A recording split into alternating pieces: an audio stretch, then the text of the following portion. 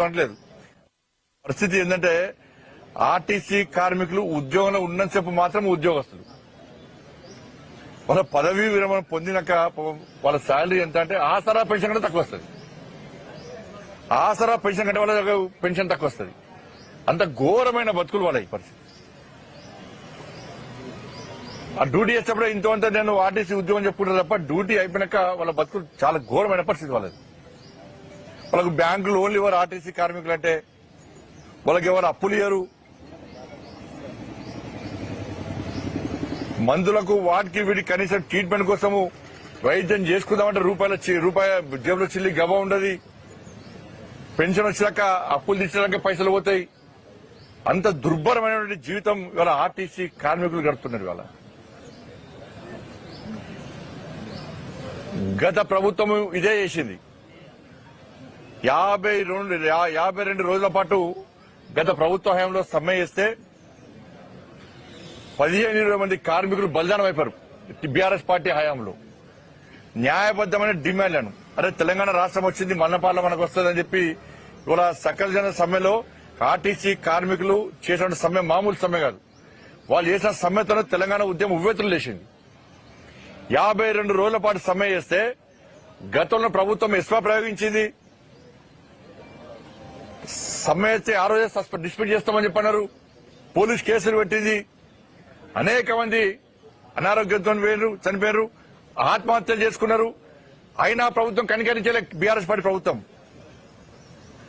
ఆ రోజు కరీంనగర్ లో భారతీయ జనతా పార్టీ బాబు ఆత్మహత్య తర్వాత భారతీయ జనతా పార్టీ చేసినటువంటి యుద్దము మీరందరూ చూశారు. కరీంనగర్ మీడియా మీరందరూ చూశారు. తెలంగాణ సమాజం చూపెట్టారు. జైలుకు పోయినా మేము ఆర్టీసీ కార్మికుల కోసం యుద్దం చేసి జైలుకు పోయినా నాతో పాటు మా కార్యకర్తలు నాకు జైలుకి వచ్చారు. ఆ రోజు అంత పెద్ద యుద్దం చేస్తాం మేము. దాంతోనే ప్రభుత్వం దిగొచ్చింది. ఆ రోజు ఆ ప్రభుత్వం బీఆర్ఎస్ పార్టీ ప్రభుత్వంలో ఇంతమంది బలిదానం అయిపోయామని చెప్పి ఇలా కాంగ్రెస్ పార్టీకి ఓటేస్తే వాళ్ళ మేనిఫెస్టోలో 28వ పేజీ ఇగో మేనిఫెస్టో ఇది కాంగ్రెస్ అభయహస్తం మేనిఫెస్టో వీళ్ళది. 28వ పేజీ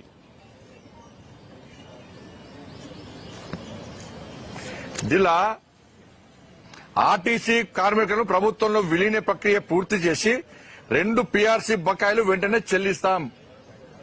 వచ్చే పీఆర్సీ పరిధిలోకి టీఎస్ఆర్ టీసీ కార్మికులకు చేస్తాం.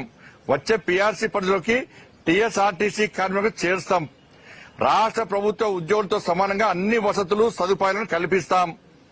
ఆర్టీసీ బస్సులను ఆధునీకరించి విస్తరిస్తాం.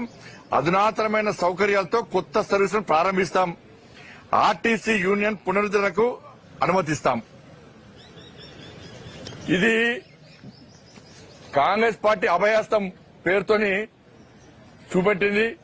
వాళ్ళకి భగవద్గీత అన్నారు, ఇది బైబిల్ అన్నారు, ఇది ఖురాన్ అన్నారు. మరి ఏడవాని కుమార్ ఇవన్నీ ఇప్పుడు ఎన్ని రోజుల ప్రభుత్వం వచ్చినాక 100 రోజుల లోపల ఈ డిమాండ్లను నెరవేరుస్తామని చెప్పి అన్నారు. ఇలా 900 రోజుల మీ ప్రభుత్వం వచ్చి ఏమైంది? నువ్వు మేనిఫెస్టోలో ఏది పెట్టినావు గదే అడుగుతున్నారు వాళ్ళు. నువ్వు ఏం చేసినావు గదే అడుగుతున్నారు వాళ్ళు. నువ్వు చెప్తాన్న మాటలు అడుగుతున్నారు వాళ్ళు. నిన్ను నమ్మి ఓటేస్తే 100 రోజులు అమలు చేస్తాను, 900 రోజులే ఒక్క డిమాండ్ పరిష్కరిస్తలేవు.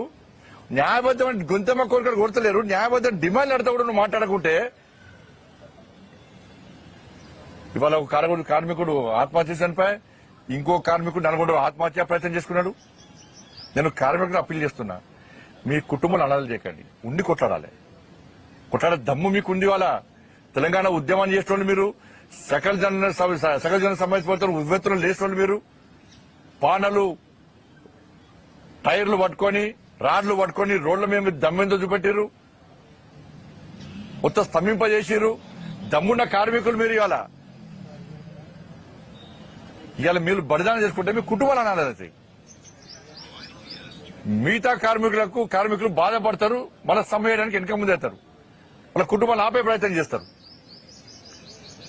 కాబట్టి ఉండి కొట్టాడదాం. మనం ఉండి కొట్టాడి సాధించే ప్రయత్నం చేద్దాం.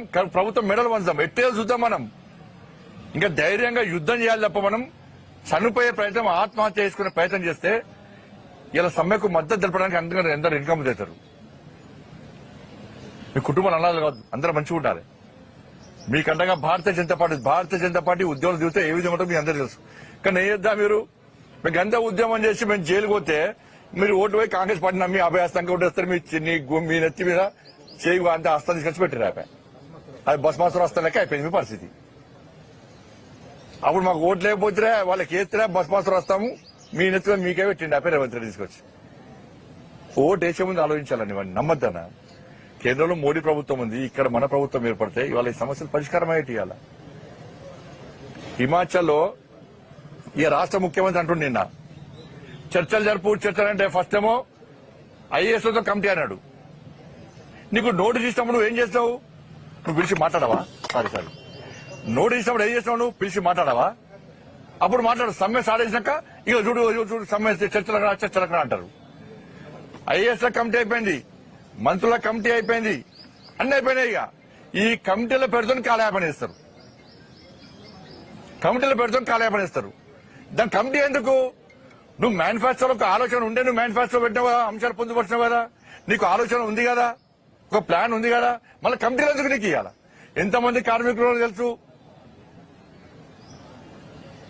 ఎంతమందికి ఏ విధంగా బెనిఫిట్స్ ఇవ్వాలో తెలుసు, ఎంత బడ్జెట్ కేటాయించాలో తెలుసు. తెలిసినప్పుడు మళ్ళా కమిటీలు ఎందుకు నీకు? ఈ ఒక్కరోజు గొంతమ్మ కొరకర విషయం కాదు అది. చాలా రోజులు వస్తున్నది. బీఆర్ఎస్ పార్టీ మోసం చేసినట్టు మిమ్మల్ని మోటేస్తే మీరు కూడా మన కమిటీలు పెట్టుకొని కాలయాపన చేస్తున్నారు. ఏం చర్చలు దేనికోసం చర్చలు చెప్పరా నాకు?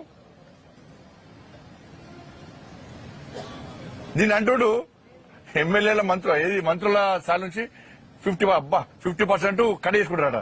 ఎంత మాయాకులు చేస్తున్నారు ఆర్టీసీ కార్మికులు అంటే. ఎంత వస్తుంది? 5 కోట్లు వస్తే రావు నాకు తెలిసి. నెలకు 1 కోటి కొడుకు రావు. దీంతో కార్మికులు ఏమో ఎక్కడ పుట్టాలు కూడా పనికిరావు. పుట్టాలు వండుకోవడానికి బట్టలు వండుకోవడానికి పనికిరావు అవి. దీనికి బ్రేకింగ్ టీవీ కూడా బ్రేకింగ్ ఇచ్చారు పాపం. మంత్రులు అట వాళ్ళ జీతం 50% శాలరీ ఇస్తారట. మీ జీతం ఎంత, మీ శాలరీ ఎంత? దేని పనికి వస్తాయి అవి? ఢిల్లీకి మూటలు అప్పయ్యడానికి మాత్రం పైసలు ఫుల్ వస్తున్నాయి. ఇలా బెంగాల్ ఎలక్షన్ ఖర్చు తెలంగాణ నుంచి పోతున్నాయి. కర్ణాటక దుకాణం బంద్ అయిపోయి ఇస్తలేనే, ఎందుకంటే ముఖ్యమంత్రి చేస్తానని చేయలే. ఢిల్లీకి బెంగాల్కు పైసలు ఇక్కడ నుంచే, తమిళనాడుకు పైసలు ఇక్కడ నుంచే, కేరళకు పైసలు ఇక్కడ నుంచే, అస్సాంకు పైసలు ఇక్కడ నుంచే. ఇక్కడి నుంచి మూటలు పోతున్నప్పుడు జాతీయ కాంగ్రెస్ పార్టీ నడిచే పరిస్థితి లేదు. దానికి పైసలు వస్తాయి. ఈ పెన్షన్ వాళ్ళ పైసలు ఏమాత్రం పైసలు రావు. ఆ హిమాచల్ కదే, హిమాచల్ జనాభా ఎంత? హైదరాబాద్ లో సగం జనాభా లేదు. 1,00,000 కోట్ల పేసినాడ హిమాచల్. కర్ణాటక పరిస్థితి అదే, ఈ తెలంగాణ పరిస్థితికి ఇది. ఇవాళ నేను అంటున్నా, ముఖ్యమంత్రి గారు ఈ చుట్టుపక్కల హైదరాబాద్ చుట్టుపక్కల ల్యాండ్ రెగ్యులేషన్ చేసుకున్నారు వీళ్ళు. అన్ని అక్రమంగానే. 1 ఎకరం అమ్మితే మొత్తం తెలంగాణ అప్పులు తిరిగిపోతాయి. నువ్వు మీరు కానీ మీ కాంగ్రెస్ పార్టీ వాళ్ళు ఒక టీం ఏర్పడి, మంత్రులు ఒక 2-3 మంత్రులు ఒక టీం ఏర్పడి హైదరాబాద్ కాస్ట్లీ ల్యాండ్స్ అన్ని అక్రమంగా రెగ్యులేషన్ చేసుకుని చూసిరా. దానికెళ్ళి 1/2 ఎకరం అమ్మినా పైసలు సరిపోతాయి ఆర్టీసీ కార్మికులకు. 1/2 ఎకరం. ఢిల్లీకి పైసలు పంపడానికేమో అమ్ముతావు, పైసలు అమ్ముతారు మీ మంత్రి పదవులు, ముఖ్యమంత్రి పదవి కాపాడుకోవడం కోసం. కానీ ఆర్టీసీ కార్మికులు సమ్మె చేస్తే మాత్రం, ఆత్మహత్యలు చేయకుండా మాత్రం కనికరం, మానవత్వం లేకుండా, కనికరించకుండా వాళ్ళు ఉసురు పోసుకుంటావు. ఎంతమంది బలైతే బీఆర్ఎస్ పార్టీ దళితుల ప్రభుత్వము ఎంతమంది బలి తీసుకున్నది? ఇప్పుడు కూడా మీ